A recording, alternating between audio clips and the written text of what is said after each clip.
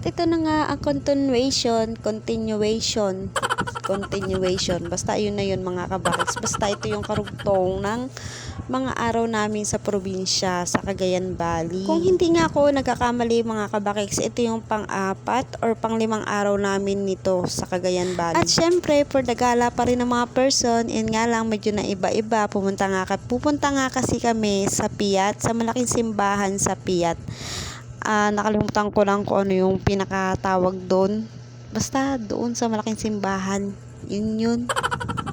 Pero bago nga kami makapunta doon sa simbahan, ito namang aking asawa, talagang pinursige niya o talagang pinush niya na makasakay itong dalawa naming junakis dito sa, anong tawag dito? Ano kasing tawag dyan? Nakalimutan ko. Basta yan mga kabakik, sumakay kami dyan. Alam nyo na, nagiging makakalimutin na tayo sa daming iniisip sa ating buhay. Basta yan. Naalala ko na, Kalesa mga kabakiks, yung pala.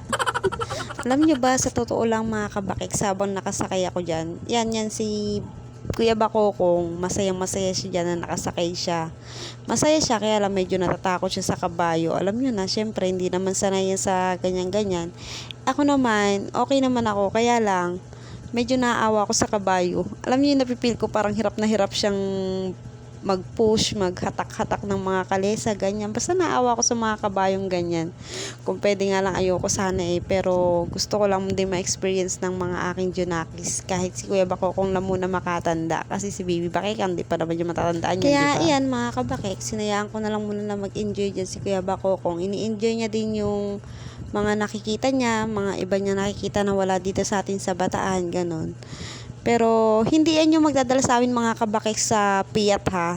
Ano lang yan, sumegway lang kami para makasakay nga dyan si Kuya Bakokong.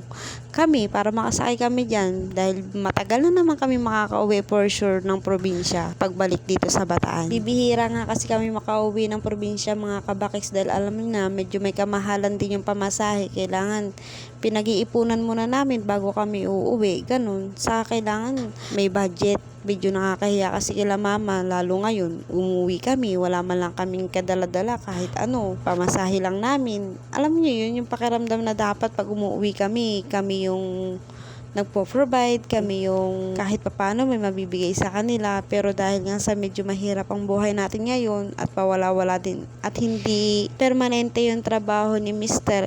Talagang medyo nahihirapan din kami sa panahon ngayon mga kabakiks. Kaya yan, umuwi kami, napakabihira lang. Kailangan makaipon muna kami bago umuwi. Alam nyo din naman mga kabakiks na si Mr. lang talaga yung bumubuhay o yung nagtatrabaho para sa amin ngayong mag-iinat. Sa totoo lang talaga mga kabakiks, gusto ko na talaga din magtrabaho para makatulong financially kay Mr. Kaya lang, alam nyo na, walang mag-aalaga kay Baby Bakikang natin. Ayoko naman nang malayo siya sa amin. Yung siya yung nasa probinsya tapos kaming tatlo nandito. Ayoko yung ganon. Gusto ko sama-sama kami.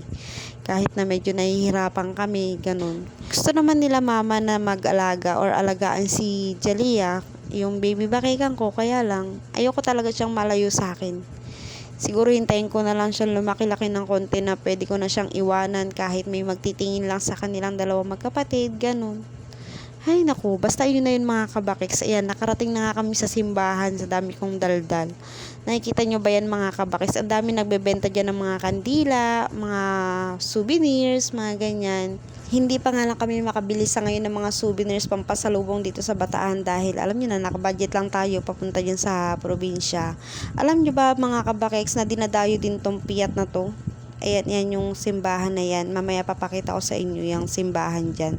At sa nakikita nyo naman, napakadami talagang tao dyan mga kabakiks.